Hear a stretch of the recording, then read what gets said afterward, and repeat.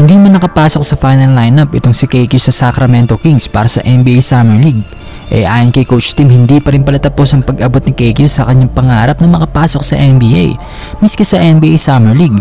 Ayon kay Coach Tim sa nakaraan lang na interview, hindi makakasama si Kevin ngayong mga paparting na Gilas practice dahil muling bumalik si KQ para mag-workout sa NBA 5 teams. From what I've been in communication with KQ. He's got a workout with 5 NBA teams. Yeah, so on the 11th he's working out in front of 5 NBA front officers. Ito yung binanggit ni KQ noon sa isang podcast na meron na nga siyang imbitasyon para sa 5 NBA workout. Siguro kasama na sa 5 nao ng Sacramento.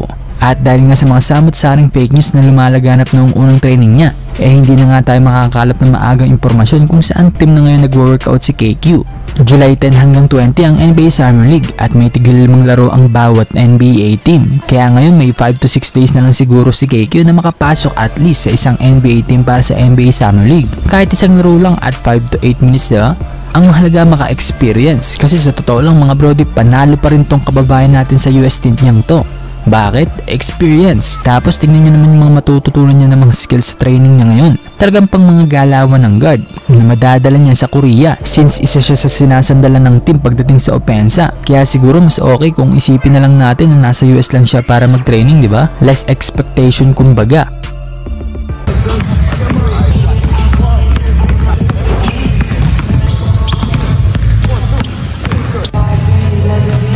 Drive. Left, right. There you go. Perfect. Good. 1, 2, pop. Oh. Oh, you just got it now.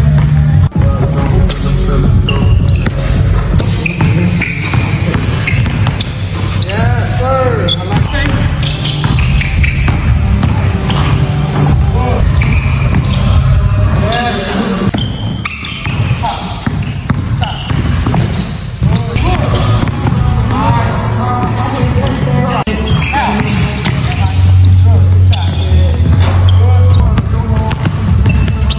Perfect.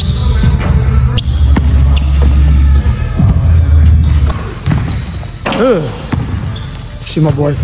Always.